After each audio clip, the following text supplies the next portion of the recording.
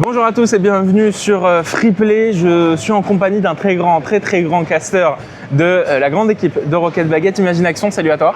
Salut Gorokan, enchanté. Ben ouais, enchanté, merci beaucoup. C'est la première en plus. Donc Oui, on avait fait ça feu il y a peut-être 6, 7, 8 ans maintenant, peut-être presque 10 ans avec Wavy Sport. Oui. Donc ouais, c'était il y a très longtemps. Donc merci beaucoup d'avoir répondu à notre invitation et merci de prendre le temps, surtout pendant cette compétition de WC où on sait que c'est très compliqué d'enchaîner. Oui, il y a du rythme. Donc merci beaucoup. Là, tu sors d'un match de Falcons contre M8 avec la victoire de Falcons, malheureusement pour nous, les Français.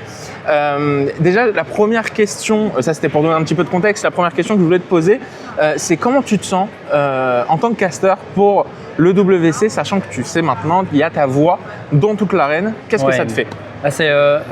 Comme c'est la 3e fois en un an qu'on a nos voix chez Rocket Baguette en français dans l'arène, c'est devenu une petite habitude finalement. On a moins ce petit trac de la veille notamment ok, il va y avoir un retour, il va y avoir des gens qui vont réagir, etc. Et là en plus on est dans vraiment l'endroit où nous on fait la PJW de temps en temps, donc il y a moins ce feeling arène, il y a ce feeling les gens passent et s'arrêtent pour regarder les matchs tranquilles, même si les matchs c'est quand même des matchs internationaux, donc il y a de l'enjeu, donc pour moi c'est vraiment la sensation, c'est tout va bien, c'est tranquille et ce sera totalement différent si jamais on refait un Bercy, une Arena ou quoi que ce soit avec Rocket Baguette. Ouais, finalement c'est un peu comme si tu étais à la maison quoi. Ouais, complètement. En plus, il y a un peu moins de gens justement. C'est très calme. On est jeudi. On est jeudi. J'ai plus la notion du temps. Hein. On est jeudi. Ok. Ouais, donc il y a demain encore en group stage. Peut-être que ce week-end il y aura un peu plus de monde. Peut-être que là on sera un peu plus dans cette idée. De la voix est dans la salle et tout le monde est avec nous, parce que d'habitude quand on est à Paris ou à Lyon, les 3 premiers jours, la group stage, on est dans les studios, sur place, mais pas dans l'arène. Donc c'est totalement différent. Je pense que samedi, dimanche, il y aura peut-être une autre ambiance. Comment ça se passe quand on t'a dit, voilà, regarde, écoute Ima, on a fait Paris, enfin on a fait Lyon, on a fait Paris. Maintenant, le WC nous a appelés. Ils veulent qu'on soit la voix de l'EWC, de Rocket League. Toi, tu vas caster avec nous. Parce que je me doute que ce soit Boyan qui t'a dit ça.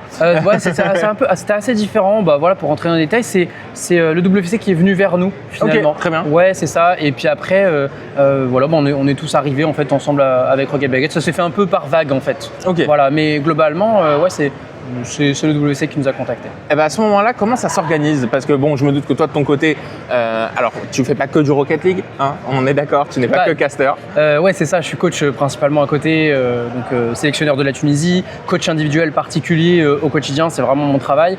Et je commente aussi des matchs justement de Rocket League. Voilà, sur Rocket Baguette. Voilà. Et donc comme ce n'est pas que ton taf, comment tu t'organises à ce moment-là? Ouais, généralement en fait je bloque le créneau de manière en avance, c'est-à-dire par exemple pour des futures compétitions, je sais pas, le NC qui va arriver, quoi que ce soit, sur mon calendrier il y a une grande barre rouge comme ça où c'est écrit ENC@TBD, to be confirmed, to be determined. Donc l'idée c'est on met pas de coaching ici, on met rien. Et ensuite on voit, et si je suis appelé ou quoi, généralement un mois en avance quand même, on va commencer à savoir, commencer à s'organiser avec l'organisateur, avec Rocket Baguette. Est-ce qu'il y a un déplacement prévu? Est-ce que c'est en studio? Parce que ça change tout en fait. S'il faut prendre l'avion, je sais que je perds un jour là, voire et même du temps de repos quand même au retour surtout. Donc c'est totalement différent.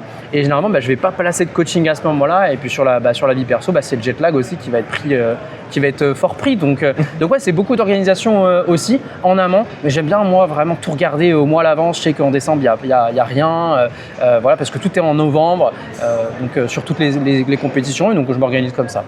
Et finalement, du côté peut-être un peu plus personnel, si on peut en parler. Non, moi, sans problème. Comment ça se passe au niveau de ta vie? Parce que des fois, c'est un peu compliqué de dire, ce mois-ci, je vais être là à Paris, mais la semaine prochaine, je vais être en Tunisie pour, je sais pas, entraîner des joueurs. Ouais, bien sûr. C'est arrivé ce mois, justement. Donc comment un peu tu arrives à gérer ça, le côté vie pro, vie perso? Ouais, en ce moment, c'est particulier, je passe très peu de temps à la maison au final. Sur ce mois, je suis à Paris sur cette semaine. Dans 2 semaines, je suis à Casablanca pour la FIFA League avec la Tunisie. Ça prend de l'énergie. Moi, j'ai ma femme en plus à la maison. Et allez, je vous fais la petite exclue incroyable, je vais avoir un chien. Arrête. Donc en fait, il faut être là en plus, c'est un peu comme un bébé, il faut vraiment être là les premières semaines. Ah oui. Et moi, je suis obligé de bouger de partout, ça m'embête un petit peu, mais bon, il faut travailler quoi. Eh oui. Voilà, donc je m'organise en conséquence. L'idée, c'est de pas être absent en même temps que ma femme, parce que le chien, il faut être tout le temps là, faut pas le laisser tout seul, ça se fait pas comme ça. Bref, enfin, voilà, c'est la petite histoire. Mais ouais, sur le plan perso, c'est aussi beaucoup d'énergie. J'ai dû couper mes vacances avec mes amis, notamment pour revenir à l'OWC. À la base, moi, j'avais prévu 1 semaine et demie, je suis resté 2 jours. Ah ouais, d'accord. 2 jours en Bretagne, c'était cool, mais j'en voulais plus, quoi. C'était court, quoi. Ouais, j'ai pas eu le temps de manger des Queen Yaman et tout, donc je suis déçu. Vraiment, j'ai même pas eu le temps. Ce sera peut-être l'occasion de repartir en décembre, justement. Ouais, c'est ça. Je voulais un petit peu parler avec toi de ton rôle, justement, de sélectionneur Oui. à l'ENC. Comment, déjà, tu as appris la nouvelle, parce que c'est important de savoir, Oui. et aussi comment tu l'as appris et comment ça s'organise après ça. En tant que sélectionneur de la Tunisie, donc tu as le rôle de choisir donc 3 joueurs, les 3 meilleurs, ceux qui vont aussi avoir la meilleure symbiose, ceux qui vont pouvoir apporter justement des choses aux uns et aux autres. On doit aussi faire des problématiques de culture. La Tunisie, c'est un pays qui l'e-sport, le jeu vidéo pour notamment les parents, c'est pas quelque chose qui est vraiment connu, c'est même quelque chose qui est perçu comme peut-être un danger. Donc j'ai au fur et à mesure eu des joueurs qui malheureusement n'étaient pas disponibles parce que mineurs, et pourtant très très bons, qui auraient pu justement faire partie du top 3. Les joueurs sont au courant, vraiment mes joueurs sont au courant, on en parle en toute transparence, qu'on soit d'accord, c'est pas une information confidentielle. J'ai aussi des problèmes administratifs aussi, ça aussi c'est pas tabou. On a eu des problèmes administratifs avec l'ONC et la FIFAI qui font que ce sont pas les joueurs qu'on voulait aligner au début. Donc voilà, des problèmes de communication, nous je dirais en interne. J'y suis aussi pour quelque chose avec la fédération, etc. Même si voilà, c'est vraiment très minime, c'est l'équipe Proco, voilà, ça arrive, mais franchement c'est super embêtant. Donc voilà. Et dans tout ça, après, c'est de la préparation, c'est des scrims, c'est de la préparation individuelle. Moi j'aime beaucoup travailler aussi individuellement avec les joueurs parce qu'en fait, surtout comme les joueurs ne sont pas encore au top niveau, ils sont pas encore. En gros, le meilleur joueur est 2100. C'est Hassan, c'est un joueur qui est tunisien et égyptien, qui a rejoint la communauté tunisienne il y a quelques années. Et c'est le meilleur joueur actuellement de la compétition. On a beaucoup discuté ensemble justement pour voir un peu qu'est-ce qu'on allait mettre en place. Et donc il y a des programmes qui sont individualisés, il y a des séances individuelles chaque semaine pour chaque joueur sous forme de volontariat. Ils n'ont pas envie, ils ont tous envie en vrai. Et voilà. Ils ont tous envie parce qu'ils sont très demandeurs de manière et les progressions sont folles, honnêtement, folles. Il faut bien sûr nuancer parce que disons que la saison dernière notamment, il y a eu le Leeds United qui est arrivé, ça permet aussi de délier un petit peu les mentalités, de se dire ok c'est bon, il n'y a plus de tricheurs, je peux jouer, je suis plus motivé, etc. Et on a atteint des records pour chaque joueur. En fait, chacun a eu son pic all-time performance justement sur cette saison. Et là encore, on a encore grappillé du MMR. Donc voilà, individuellement, collectivement, même de la prépa mentale avec quelqu'un de l'équivalent INSEP en Tunisie. Donc vraiment un super projet, bien accompagné. Il y a quand même du staff quand on se déplace en Tunisie. Donc on a fait l'ENC, malheureusement c'est pas bien terminé. On a perdu vraiment sur le tout dernier match pour se qualifier à l'ENC. Tant pis, on ne sera pas de la partie, mais pour la FIFAI, en tout cas, on sera bien présent. D'ailleurs, est-ce que tu penses pouvoir aller assez loin dans cette compétition de la FIFAI avec ton équipe? On a 8 équipes donc, qui sont qualifiées pour la FIFAI, pour la Continental Championship à Casablanca. On a le Maroc et l'Afrique du Sud qui sont les 2 favoris donc, de la compétition. On est seed 3, tout simplement. On est seed 3, on a même fini 2e en phase de poule parce que l'Afrique du Sud a trouvé ça intéressant de ne pas être là la 3e semaine. J'ai pas compris pourquoi, il faudra leur demander. Voilà, il y a Guns il y a peut-être Snowy dans le coin qui peut répondre à cette question. Donc on a pris le 2e spot, mais ça changeait pas grand-chose puisque c'est des matchs aller-retour, 7 of 2 sur le format donc, du Continental Championship. Et nos espérances, c'est peut-être d'aller grappiller un match nul contre l'Afrique du Sud ou contre le Maroc d'ailleurs, parce qu'on s'est quand même bien battu aussi en FIFAI contre eux, même s'il y a quand même un gap qui nous sépare. Je pense qu'on les a surpris parce qu'ils ne savaient pas qu'on jouait peut-être aussi bien, entre grosses guillemets. Là, je ne pense pas qu'ils seront surpris la prochaine fois, mais nous, on peut encore surprendre l'Afrique du Sud. Il n'y aura pas de problème de ping aussi. C'est quelque chose qui est aussi un problème également lors de cette FIFAI, parce que là, on n'est pas sur la FIFAI Europe. Bon, bah voilà, il n'y a pas de problème de ping. Moi, je dois gérer le ping en plus de ça, c'est-à-dire si je joue contre l'Afrique du Sud, donc on a le match aller, le premier match, c'est 200 de ping, le deuxième c'est à 30, eux ils ont 200. C'est pas vraiment quelque chose qui est pratique 200. pour la compétition. Et justement, Casablanca va régler ce problème et on va pouvoir aussi se tester dans de vraies conditions.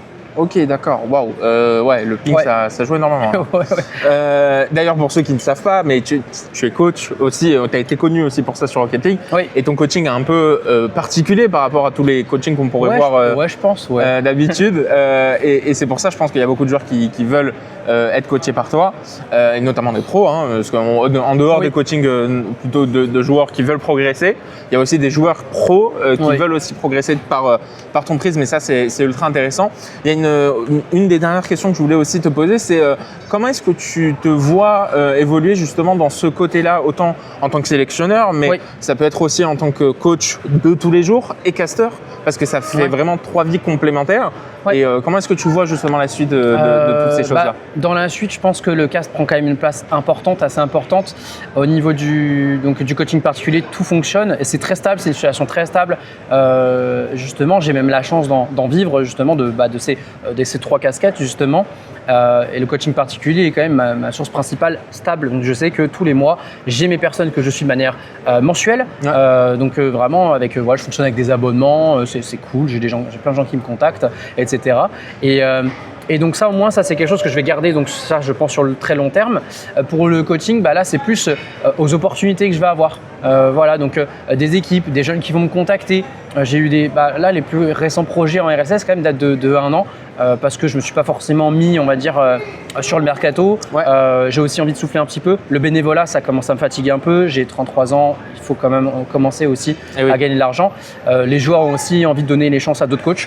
Eh bien, voilà, qu'ils essayent, c'est important, justement. Moi, j'ai ma vision justement du jeu qui moi, j'aime bien m'approcher du football, de la science, beaucoup très science, très science. Moi, j'ai fait STAPS et c'est quelque chose qui m'attire au quotidien. C'est la neuro, c'est la bio, c'est toutes ces choses-là qui embêtent un petit peu tout le monde, entre guillemets. Mais moi, j'adore ça. Je regarde que du contenu sur ça. Je regarde même des trucs qui n'ont des fois rien à voir. Je vais regarder la kiné, etc. Enfin bref, voilà.